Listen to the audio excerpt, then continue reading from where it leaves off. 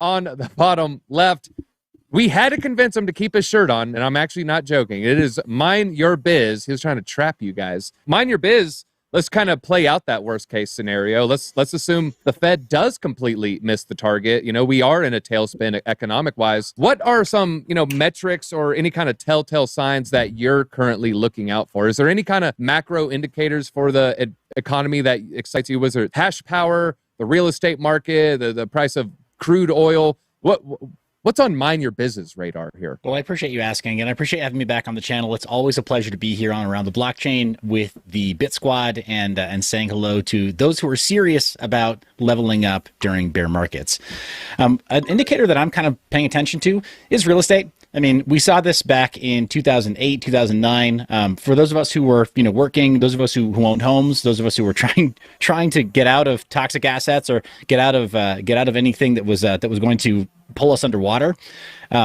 We were fortunate enough, my wife and I, to sell a home in 2007. She had really great insight there. And so we missed the worst of it in 2008, but we did see something of a wave in the most populated markets then. So just from personal experience and just for personal taste, that's what I'm looking at this time around.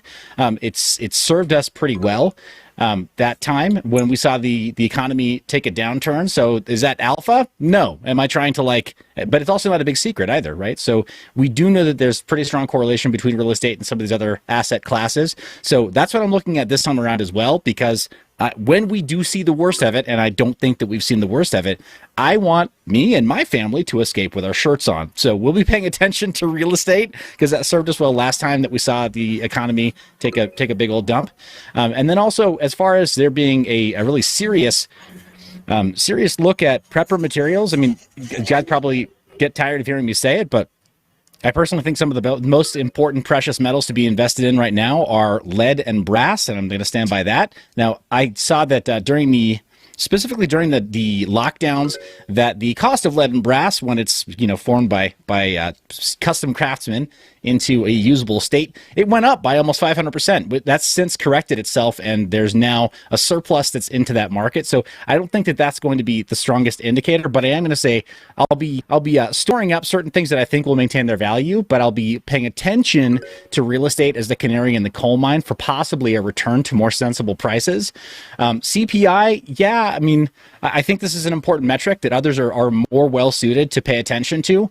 I just pay attention to the price at the pump and to the price at the register. And I'm seeing that it's just way out of check right now. It's way beyond the single digit numbers that we've been told for some time. It's actually beyond the double digit numbers that most of us have extrapolated and guessed.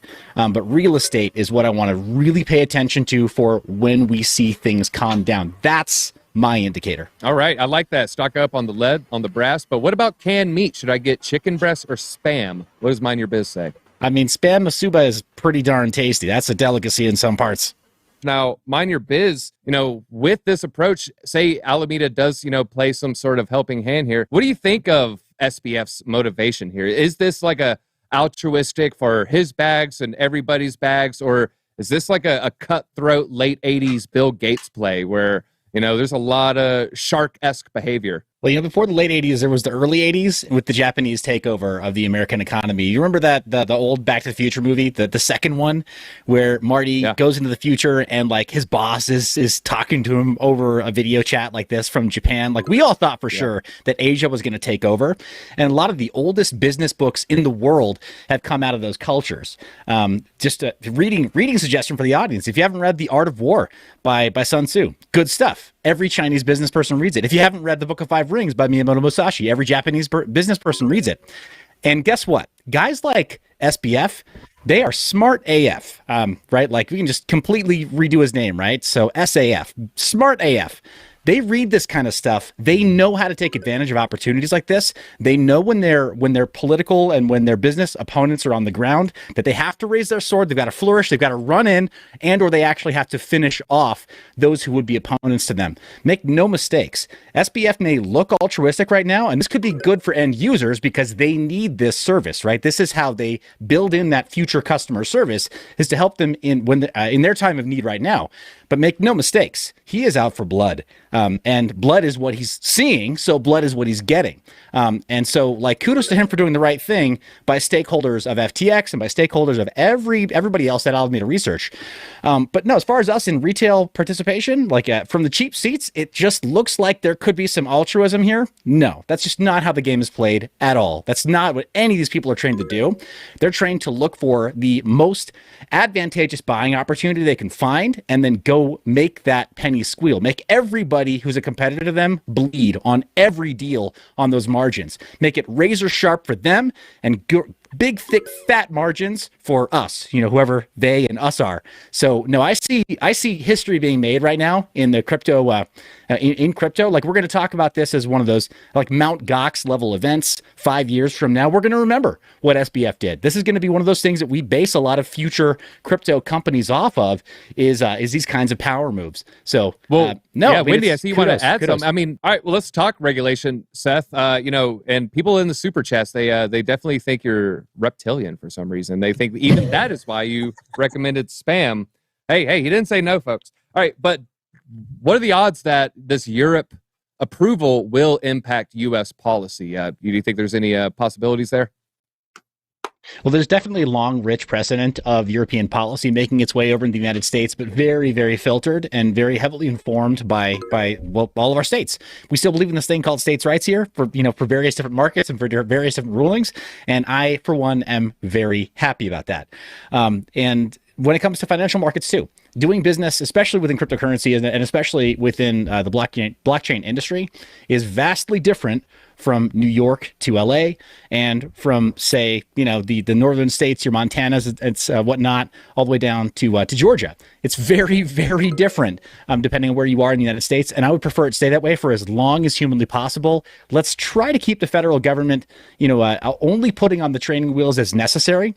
But yeah, GDPR is one fine example. What did that turn into, though? That was a privacy-oriented piece of legislation in Europe that wound up coming to the United States, mostly in places like California, and not really turning into federal law here by way of like financial precedent and financial offerings like this. I don't know that it necessarily follows that we're going to see new ETFs rolled out in the United States. That hasn't necessarily been the case in the past, that there's been an ETF proposed or adopted in Europe, and then, automatically the following quarter, there's a corresponding ETF that's offered here in the US. Beyond that, you do have, again, because of those different regional specific and state specific boards of equalization. I mean, good grief. There's a reason I don't live in California anymore. And that's because the California Board of Equalization scares me more than the IRS. So there's all kinds of reasons that this might not necessarily follow into an ETF here in the United States, in my opinion. And frankly, United States ETFs, as they've been proposed in years past, it's kind of more of a sell the rumor or buy the rumor, sell the news type event, where the actual passing of an ETF or not passing, failure to pass an ETF here doesn't seem to bother Bitcoin all that much. Bitcoin turns back into honey badger when this sort of thing is proposed here, because we just kind of say, you know what? We don't need y'all. We can just hold it ourselves on our own wallets, and we can go use our own decentralized exchanges and our own face-to-face on-ramps and off-ramps. So, yeah, I don't think this is necessarily going to be a nothing burger, but I don't think it's going to do what people think it's going to do.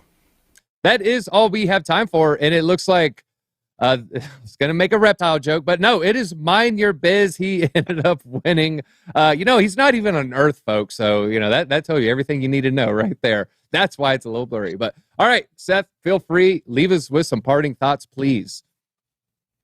Well, first off, I want to say thanks, DZ. And after the show, please show me on the plush reptile where the bad man touched you.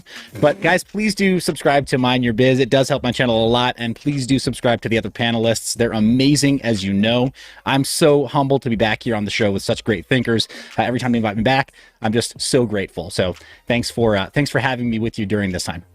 Yeah, it was Godzilla. All right, that is all we got time for. And once again, make sure you're subbed to all of these channels. Wendy, Altcoin Daily, Mind Your Biz, great channels, all putting out fantastic content.